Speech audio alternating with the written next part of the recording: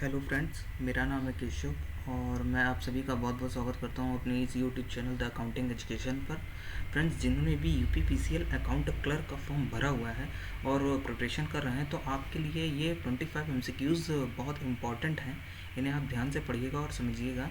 और अकाउंटिंग का एक बहुत ही हैवी वेटेज आपसे इस एग्ज़ाम में पूछा जाएगा, तो आप अकाउंटिंग पे थोड़ा फोकस करिए और तैयारी करिए। साथ में जो जितने भी एमसीक्यूज़ इम्पॉर्टेंट हैं मैं बताऊंगा, आप उनको एक बार देखिएगा, सुनिएगा और ध्यान से समझिएगा। ये बहुत ही इजी हैं और बहुत ही आसानी से याद किए जा सकते हैं और मोस्टली हर बार एग्ज़ाम में इन्हीं से क्वेश्चन बनते हैं। तो चलिए शुरू करते हैं, देखते हैं पहला question. Which of the following is accounting equation.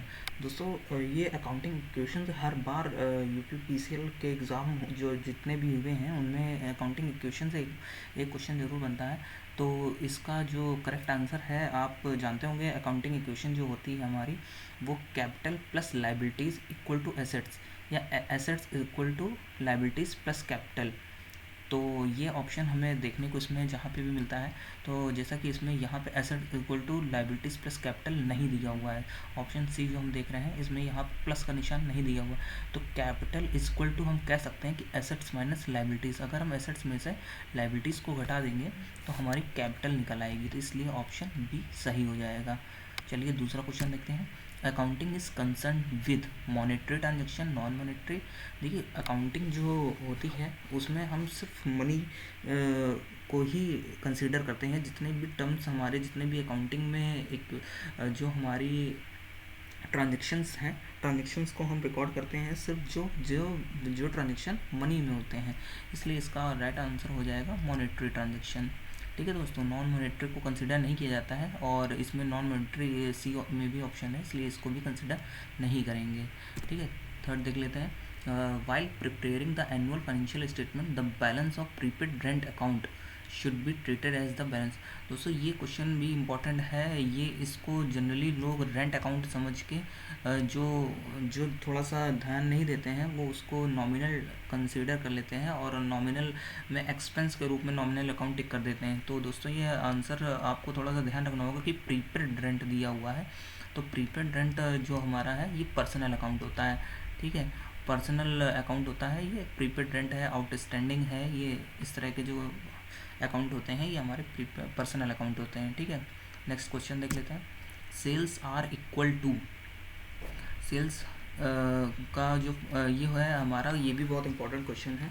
इसमें cost of goods sold plus gross profit equal to हम कह सकते हैं sales. Cost of goods sold, इसलिए इसमें पहला ऑप्शन सही हो जाएगा। ठीक है दोस्तों, ये नेट प्रॉफिट नहीं होगा, cost of goods sold plus net profit नहीं होगा, परचेजेस प्लस ग्रॉस प्रॉफिट नहीं होगा। ये दोस्तों बहुत इंपॉर्टेंट क्वेश्चन बनता है, इससे आप प्लीज़ इसकी इक्वेशन एक बार ध्यान से देखिएगा, समझिएगा। कॉस्ट ऑफ गुड्स सोल्ड भी मैं आगे एमसीक्यूज़ में और आगे क्लियर करूँगा इसको। ठीक है दोस्तों, अगला देख लेते हैं। Cost of goods sold is calculated by which of the following formula. तो इसका जो राइट आंसर हो जाएगा दोस्तों, वो ऑप्शन ए हो जाएगा। ठीक है ना, opening stock plus purchase plus direct expense minus closing stock, ये होता है हमारा कॉस्ट ऑफ गुड्स सोल्ड। इसमें अगर हम ग्रॉस प्रॉफिट ऐड कर देते हैं कॉस्ट ऑफ गुड्स सोल्ड में, तो हमारी सेल्स निकल आती है। ठीक है दोस्तों, या सेल्स में से cost of goods sold minus कर देते हैं तो हमारा निकल आता है ग्रॉस प्रॉफिट। दोस्तों, ये बहुत इंपॉर्टेंट इक्वेशन है, एक अकाउंटिंग इक्वेशन और एक ये कॉस्ट ऑफ गुड्स सोल्ड, इससे 100% क्वेश्चन आता ही आता है। तो आप प्लीज़ इसको एक बार ध्यान से देख के जाइएगा। ठीक है, अगला देख लेते हैं। Which of the following is not included in the category of intangible assets. दोस्तों, जो भी संपत्तियां, जो भी एसेट्स जिनको हम देख नहीं सकते हैं, छू नहीं सकते हैं, वो हमारी इंटेंजिबल एसेट्स होती है। टेंजिबल इंटेंजिबल बहुत ध्यान से समझ के जाइएगा, मोस्टली क्वेश्चन इनसे बन जाता है। ये बहुत ही इजी क्वेश्चंस होते हैं, लोग अवॉइड कर देते हैं, लेकिन इनसे भी बेसिक्स क्वेश्चन हैं, इनसे क्वेश्चन ज़रूर पूछा जाता है। टेंजिबल इंटेंजिबल एक बार अपना बैलेंस शीट में आप देख के जाइएगा। ठीक है, तो इंटेंजिबल एसेट्स वो होती हैं जिनको हम देख सुन नहीं सकते हैं, तो वो है हमारी पेटेंट है, कॉपीराइट है, ये हमारी इंटेंजिबल एसेट्स है। कॉम्पिटिटिव बेनिफिट्स एंड प्रिविलेजेस, ये भी हमारी इंटेंजिबल एसेट्स है। दोस्तों, जो मशीनरी है ये टेंजिबल एसेट्स होती है। इसमें पूछा गया है which of the following is not इसको थोड़ा सा हाईलाइट करिएगा, नॉट इंक्लूडेड, तो इंटेंजिबल एसेट्स नॉट इंक्लूडेड में मशीनरी हो जाएगा। चलिए अगला क्वेश्चन देख लेते हैं। Which of the following accounting equation is not correct दिया हुआ है। पहले देख लेते हैं, assets equal to liabilities plus capital, ये सही है, इक्वेशन ये सही लिखी हुई है। Capital equal to assets minus liability, ये भी दोस्तों सही है, ठीक है। Liabilities equal to assets minus capital,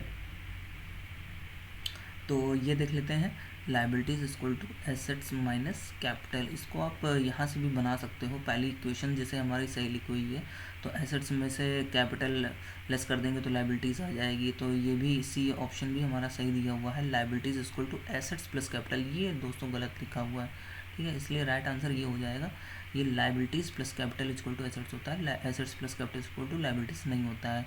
चलिए अगला क्वेश्चन देख लेते हैं। Amount spent on an advertisement campaign, the benefit of which is likely to last for 3 years। दोस्तों कोई भी एडवर्टीजमेंट एक्सपेंस, कोई भी किसी भी तरह का एडवर्टीजमेंट एक्सपेंस जो होता है वो हमारा डिफर्ड रेवेन्यू एक्सपेंडिचर होता है। इसको हम रेवेन्यू नहीं कहते हैं, क्योंकि ये डिफर्ड रेवेन्यू एक्सपेंडिचर एक बार साल में किया जाता है, और इससे हम बेनिफिट जो है आगे कई सालों तक ले सकते हैं, इसलिए इसको हम कंसिडर कर लेंगे डिफर्ड रेवेन्यू एक्सपेंडिचर। अगला क्वेश्चन देख लेते हैं। Stock is valued in the book of account. Stock, देखिए दोस्तों इस तरह का क्वेश्चन जनरली आ जाता है, और बेसिक क्वेश्चन है जिसको लोग गलत भी कर देते हैं। तो स्टॉक जो वैल्यूड होता है वो, इसका राइट आंसर दोस्तों मैं पहले आपको बता देता हूँ, ऑप्शन डी हो जाएगा इसका राइट आंसर। क्यों हो जाएगा ये बता देता हूँ, डिपेंड्स वेदर लीफो मेथड। देखिए दोस्तों ये स्टॉक का वैल्यूएशन जो होता है बुक ऑफ अकाउंट में, वो डिपेंड करता है कि आपने लीफो मेथड यूज़ किया है कि फीफो मेथड यूज़ किया है। ये मेथड होते हैं जिस पे स्टॉक का वैल्यूएशन किया जाता है, ठीक है। अगला क्वेश्चन आपको बताऊँगा जिस पे आप का जो आंसर, आप जिसको सी को समझ रहे हो कि कॉस्ट प्राइस और market price which ever is low less, ये किस में ट्रेड किया जाता है इस आंसर को, इसका मैं आगे क्वेश्चन में बताता हूँ आंसर, ठीक है। एज पर AS2 inventory is to be valued at. अब देखिए अकाउंटिंग स्टैंडर्ड जो 2 है हमारा, वैल्यूएशन ऑफ इन्वेंट्री, वो ये कहता है कि द लोअर ऑफ कॉस्ट और नेट रियलाइजेबल वैल्यू, द ये है, इस पे आप स्टॉक को अपना वैल्यूड कर सकते हो अकाउंटिंग स्टैंडर्ड 2 के अकॉर्डिंग, ठीक है दोस्तों। जो प्रीवियस क्वेश्चन है उसमें AS2 की बात नहीं की गई, आप देख सकते हैं stock is valued in the books of account at, ये डिपेंड करता है LIFO मेथड यूज हुआ है, फीफो मेथड, बहुत इंपॉर्टेंट क्वेश्चन है दोस्तों, ये कंपटीशन में पूछा जा चुका है पहले भी, ठीक है। इसको ध्यान से समझिएगा, 9 क्वेश्चन और 10 क्वेश्चन हाईलाइट करके जाइएगा, उसको ध्यान से समझिएगा, अगर क्वेश्चन एग्जैक्ट आ जाता है तो आपका आंसर ही सही हो सकता है, ठीक है दोस्तों। अगला देख लेते हैं। Income and expenditure account is prepared by, देखिए इनकम एक्सपेंडिचर जो होता है वो NGOs वगैरह मेंटेन करते हैं, ठीक है ना। नॉन प्रॉफिट ऑर्गेनाइजेशंस जो होती हैं वो आपका income and expenditure account maintain करती हैं, ठीक है दोस्तों।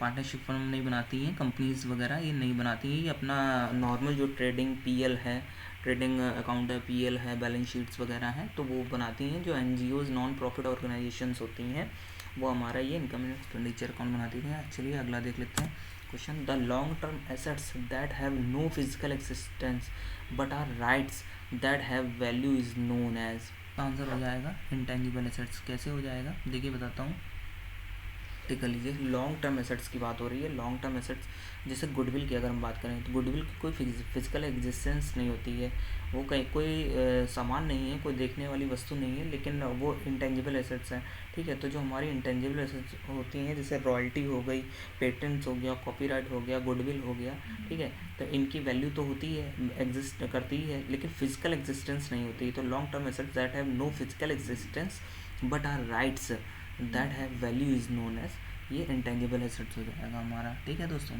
इसके बाद अगला क्वेश्चन देख लेते हैं। The process of recording a transaction in the general, recording process, इसको जनरल में जो हम ट्रांजेक्शन रिकॉर्ड करते हैं उसके प्रोसेस को हम बोलते हैं जर्नलाइजिंग, ठीक है दोस्तों। जर्नलाइजिंग इसका करेक्ट आंसर हो जाएगा ऑप्शन 13 का हो जाएगा बी ऑप्शन। चलिए दोस्तों अगला देख लेते हैं। Main object of preparing a journal is, general जो प्रिपेयर करना होता है उसका जो मेन ऑब्जेक्ट क्या होता है, इसका करेक्ट आंसर ऑप्शन डी हो जाएगा दोस्तों। To record the business transaction first of all, journal का काम ही होता है, हम लोग उसमें जनरल एंट्रियाँ करते हैं, तो ट्रांजेक्शन रिकॉर्ड करने को ही हम लोग क्या बोलते हैं, जनरल बोलते हैं। तो to record the business transaction first of all, ये जनरल हो जाएगा, इसका मेन ऑब्जेक्ट हो जाएगा जनरल का। चलिए अगला देख लेते हैं, the balance of cash column. दोस्तों ये बहुत इंपॉर्टेंट क्वेश्चन है, ये बहुत बार पूछा जा चुका है, 2-3 बार के प्रीवियस ईयर क्वेश्चन में सेम क्वेश्चन आया कि the balance of cash column, तो ये ऑलवेज डेबिट होता है। ठीक है दोस्तों, इसको आप याद कर लीजिएगा, ये ऑलवेज डेबिट होता है। डेबिट ही होता है। एसेट्स के ज़्यादातर जितने भी हैं एसेट्स जो होती है उसके जो अकाउंट मेंटेन होते हैं, पर्टिकुलर अकाउंट जो मेंटेन होता है उसका बैलेंस डेबिट ही होता है। ठीक है दोस्तों, cash book does not record, cash book क्या रिकॉर्ड नहीं करती है आपका, all of the above transaction, option number D हो जाएगा इसका आंसर। ठीक है दोस्तों, all of the above transaction, credit purchase, credit sales, outstanding expense. देखिए कैश बुक में एंट्री जो हम लोग करते हैं वो सिर्फ कैश की करते हैं, किसी भी तरह के कैश ट्रांजेक्शन को ही कैश बुक में नोट किया जाता है। जैसे कि क्रेडिट परचेज, ये तो उधार की एंट्री हो गई ना, परचेज अकाउंट डेबिट टू किससे हमने परचेज किया है तो उसका नाम आ जाएगा। ठीक है ना, क्रेडिट सेल्स, इसको हमने सेल्स किया हुआ है तो वो इसमें आ जाएगा, वो उधार की एंट्री हो गई, उसका कैश में तो कोई ट्रांजेक्शन नहीं हुआ है ना, इसलिए कैश बुक में हम सिर्फ कैश की एंट्री करते हैं, इसलिए डज नॉट रिकॉर्ड ऑप्शन पूछा गया, डज नॉट रिकॉर्ड क्या रिकॉर्ड नहीं करता है, तो ऑल ऑफ द अबव हो जाएगा। अगला देख लेते हैं, अब बैंक रिकॉन्सिलेशन इज, दोस्तों को आप ये समझिए कि बैंक रिकॉन्सिलेशन का मतलब होता है मिलान करना, रिकॉन्सिलेशन मतलब होता है मिलान करना, मिलान किससे करना, बैंक से मिलान करना। ठीक है ना दोस्तों, तो मिलान करने की बात अगर की जाएगी तो इसका ऑप्शन नंबर डी में आ जाएगा कि a schedule that accounts for difference between a firm's cash balance as shown on bank statement and the balance shown in personal ledger cash account. देखिए दोस्तों, जो भी डिफरेंस होता है हमारा, हमने जो कैश में हमने अपने यहाँ अकाउंट में कैश कॉलम में क्या मेंटेन किया हुआ और बैंक में जो हमारा कैश कॉलम है उसमें क्या मेंटेन हुआ है, बैंक में जो हम लोग चेक करते हैं तो उसका अगर कोई डिफरेंस आता है तो उसको डिफरेंसेस को ही मेंटेन करने को बैंक रिकॉन्सिलेशन बोला जाता है। ठीक है दोस्तों, इसका ऑप्शन डी करेक्ट हो जाएगा। अगला देख लेते हैं, और trial balance is a, trial balance क्या है दोस्तों, तो पर्सनल लीगल या नॉमिनल नहीं है, ये लिस्ट ऑफ बैलेंसेस है, इसका ऑप्शन सी हो जाएगा, आंसर इसका सी करेक्ट हो जाएगा। पर्सनल रियल नॉमिनल अकाउंट नहीं है trial balance, list of balances है। देखिए दोस्तों, पहले हम लोग जनरल एंट्रियाँ करते हैं, उसके बाद में हम लोग लेज़र बनाते हैं, लेज़र में हम लोग बैलेंसेस निकालते हैं, पर्टिकुलर जो अकाउंट्स होते हैं जैसे रेंट हो गया, सैलरी हो गया, ठीक है, ये कोई किसी भी तरह का एक्सपेंस का अकाउंट हो गया, कैश का अकाउंट हो गया, तो उसके जो बैलेंसेस होते हैं उनको हम लोग लिखते हैं ट्रायल बैलेंस में। ट्रायल बैलेंस से हम लोग अपना बाकी के फाइनेंशियल स्टेटमेंट तैयार करते हैं, ट्रेडिंग पीएल और बैलेंस शीट। ठीक है दोस्तों, इसके बाद errors which affect only one account. तो देखिए दोस्तों, ओमिशन जो होता है, अगर किसी तरह की एंट्री हम लोग भूल गए हैं तो वो ओमिशन में रिकॉर्ड करते हैं। प्रिंसिपल में किसी तरह का अगर हम लोग रूल्स में गड़बड़ है, या प्रिंसिपल का मतलब यही होता है, तो उसमें हम लोग देख लेते हैं। इसके बाद में अगर हमने पोस्टिंग करते समय किसी तरह की कोई गलती कर दी है तो उसको हम लोग रिकॉर्ड करते हैं। तो पोस्टिंग करते समय जैसे कि मान लीजिए सैलरी की एंट्री है, सैलरी की एंट्री हमने वेजेस में कर दी है। ठीक है दोस्तों, तो अगर हमने सैलरी की एंट्री वेजेस में कर दी है तो वो अफेक्ट करेगी वेजेस अकाउंट को, ठीक है, सैलरी को नहीं करेगी, इसलिए errors which affect only one account, तो एक अकाउंट को अगर अफेक्ट कर रही है तो उसको हम लोग एरर ऑफ पोस्टिंग बोल देते हैं। ठीक है दोस्तों, अगला देख लेते हैं, del credere commission is allowed to. दोस्तों ये इंपॉर्टेंट क्वेश्चन है, ये ऑल लॉसेस को कवर नहीं करता है, एबनॉर्मल लॉस और नॉर्मल लॉस को कवर नहीं करता है, loss due to bad debts. दोस्तों ये इंपॉर्टेंट क्वेश्चन है, del credere commission is allowed to loss due to bad debts के सिचुएशन में डेल क्रेडिटर कमीशन यूज होता है, अलाउ करते हैं। ठीक है, अगला देख लेते हैं, consignment account is the nature of. Consignment का अकाउंट जो होता है वो होता है personal real nominal account, personal account, nominal account, real account, profit and loss account. तो consignment account is the nature of पूछा गया है, कंसाइनमेंट का जो नेचर होता है वो नॉमिनल अकाउंट होता है, इसलिए ऑप्शन नंबर बी सही हो जाएगा, कंसाइनमेंट। और दोस्तों जो कंसाइनी का अकाउंट होता है, इसमें एक क्वेश्चन और बन सकता है कि कंसाइनी का अकाउंट का नेचर क्या होता है, तो वो पर्सनल अकाउंट होता है। कंसाइनी अकाउंट होता है वो पर्सनल अकाउंट होता है। ठीक है ना दोस्तों। अगला क्वेश्चन देख लेते हैं। In the absence of partnership deed agreement a partner is entitled to interest on loans और एडवांसेस। ये बहुत इंपॉर्टेंट जनरल क्वेश्चन है, ये आप सभी जानते होंगे। 6% पर एनम, ठीक है। Interest on loans, in loans की अगर हम बात करेंगे तो लोन्स 6% पर एनम के हिसाब से पार्टनरशिप अगर एग्रीमेंट डीड नहीं है, पार्टनरशिप डीड नहीं है, तो उस हिसाब से पार्टनर्स को दे दिया जाता है। अगला देख लेते हैं। A company can not issue, देखिए दोस्तों इसका ऑप्शन बिल्कुल करेक्ट आपको दिख जाएगा, पहले ही ऑप्शन है रिडीमेबल इक्विटी शेयर्स। ये कोई भी किसी तरह का शेयर्स नहीं होता है रिडीमेबल इक्विटी शेयर्स। अगर आप टाइप्स ऑफ शेयर्स पढ़ेंगे प्रेफरेंस शेयर और इक्विटी शेयर के, तो आपको ये शेयर नहीं मिलेगा, इसलिए आंसर इसका ये इनकरेक्ट है। बाकी रिडीमेबल प्रेफरेंस शेयर भी होते हैं, रिडीमेबल डिवेंचर्स भी होते हैं, फुल्ली कन्वर्टेबल डिवेंचर्स होते हैं, लेकिन रिडीमेबल इक्विटी शेयर्स नहीं होते हैं टाइप्स ऑफ।